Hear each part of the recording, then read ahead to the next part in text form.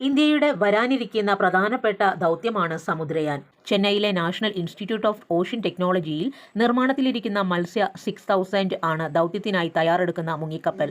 ആഴക്കടലിലെ വിഭവങ്ങളും ജൈവ വൈവിധ്യങ്ങളെക്കുറിച്ചും പഠിക്കുന്നതിനായി 3 മനുഷ്യരെ അന്തർവാഹിനിയിലൂടെ കടലിൽ 6 കിലോമീറ്റർ ആഴത്തിൽ എത്തിക്കാനാണ് ഇന്ത്യയുടെ ആദ്യത്തെ ഡീപ് ഓഷ്യൻ മിഷൻ പദ്ധതിയായ സമുദ്രയാൻ ലക്ഷ്യമിടുന്നത്.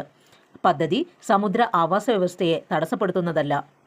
ഡീപ് ഓഷ്യൻ മിഷൻ പ്രധാനമന്ത്രി നരേന്ദ്രമോദിയുടെ ബ്ലൂ ഇക്കണോമി വീക്ഷണത്തെ പിന്തുണയ്ക്കുന്നതാണ്.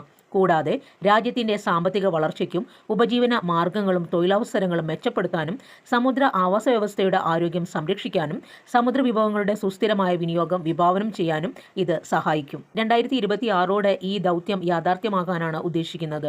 തദ്ദേശീയമായി നിർമ്മിച്ച ഈ മുങ്ങിക്കപ്പലിന് 2.1 മീറ്റർ വ്യാസമുള്ള ടൈറ്റാനിയം ഗോളത്തിൽ 3 പേരെ 12 മണിക്കൂർ നേരം വഹിക്കാൻ കഴിയും. 96 മണിക്കൂറിൻ്റെ